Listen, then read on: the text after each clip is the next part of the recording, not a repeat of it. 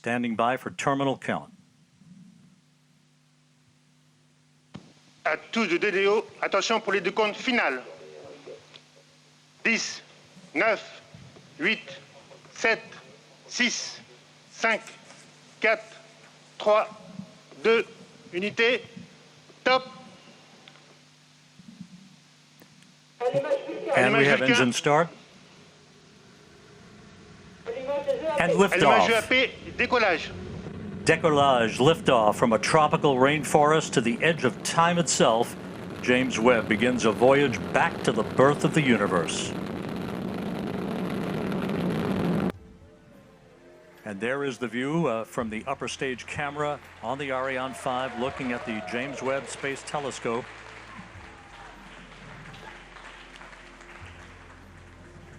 Ironically enough, as we marvel on this view from the upper stage camera, this will be humanity's last view of the James Webb Space Telescope as it moves to its workplace about 1 million miles away from Earth. The James Webb Space Telescope is a multi-billion, decades-in-the-making infrared space telescope with a primary mirror made up of 18 gold-plated beryllium mirrors, which together form a 6.5-meter wide surface, the largest mirror to ever fly in space. I talked to Karina Bennett, who works at NASA on the OSIRIS-REx mission, to find out more about the James Webb Space Telescope. I've been on the OSIRIS-REx mission for over 7 years now. And I started originally on the image processing team. When you're working with data that isn't necessarily part of most people's everyday lives, it can be quite difficult for people to understand what they're looking at. Human beings are kind of used to sensing in visible light. That's what we can see, that's how we interpret the world. To suddenly be able to see things in other wavelengths, it can be really hard to wrap your head around.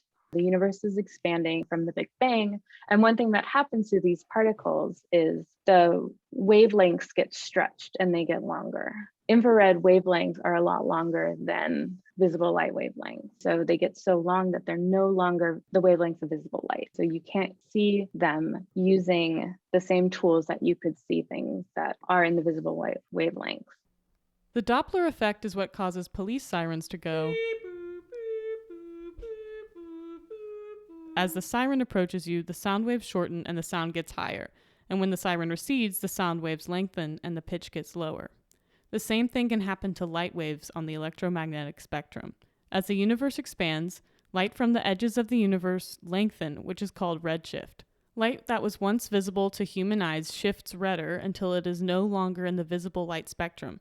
Because light travels so fast, this shift is barely noticeable unless you're looking at something billions of miles away, like the first stars to form in our universe. So we can see things that happened longer ago, closer to the Big Bang, that are completely invisible to the other telescopes that we have up there right now. I think what we're discovering is our preconceived notions about what is out there and what we think we know are just, not, we just have so much more to learn. We're living in this era where we actually have a lot of cool technology that we can start looking into the past the way the James Webb Telescope can, and we can start actually going to distant bodies and taking samples and looking at what they're made of, comparing it to what's on Earth and trying to kind of figure out how we started and where else in the universe something similar could have possibly happened. I personally think that we are not special. I think that what happened here could easily happen in the millions and billions of other galaxies. We just are just getting started. Oh, I gotta practice this.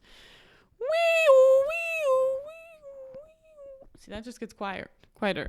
Wee!